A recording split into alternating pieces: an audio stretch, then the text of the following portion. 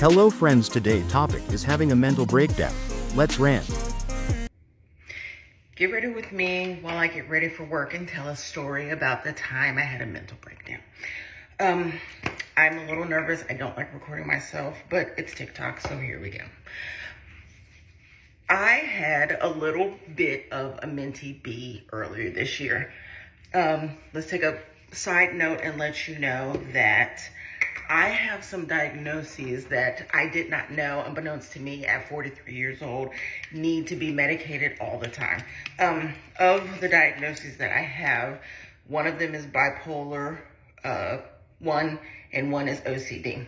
And I didn't realize how much OCD runs and rules my life because OCD isn't like you see in the movies. Well, it's not all like you see in the movies.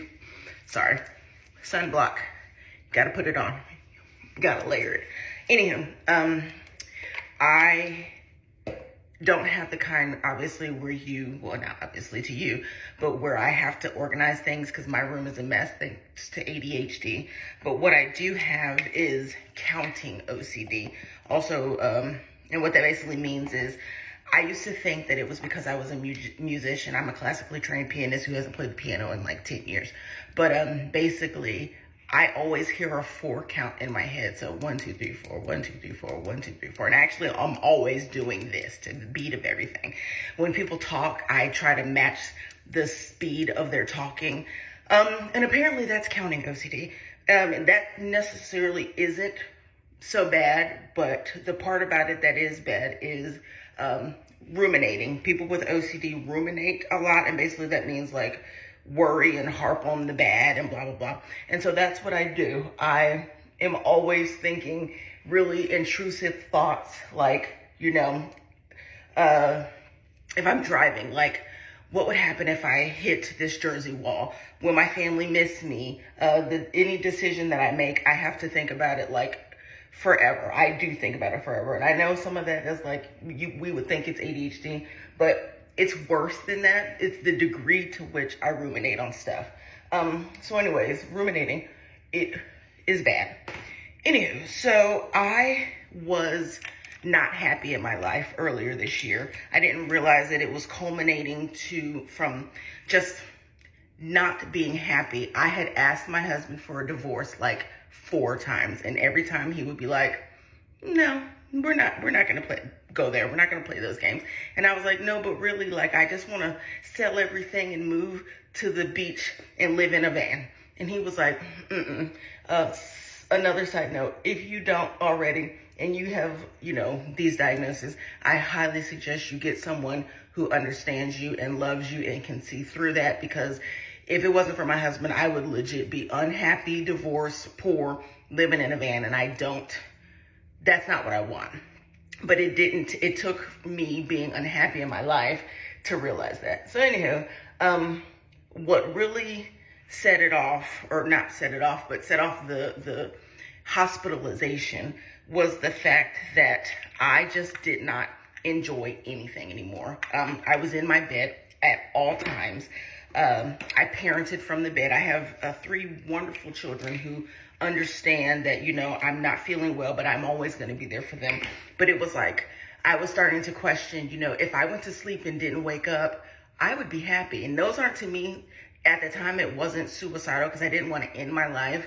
But also, if my life ended, I wouldn't be upset about it. Like, if I just happened to go quietly in my sleep, it is what it is.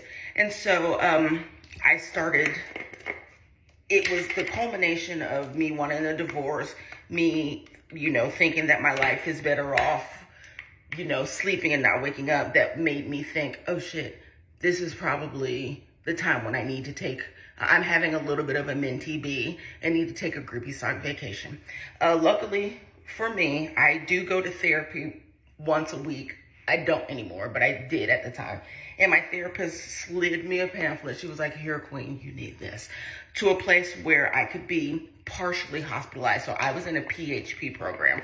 I took FMLA, and went to the partial hospitalization program for 8 weeks. And it literally was the very best thing for me. I don't sit in my bed anymore unless I am going to sleep within the next like 10 minutes.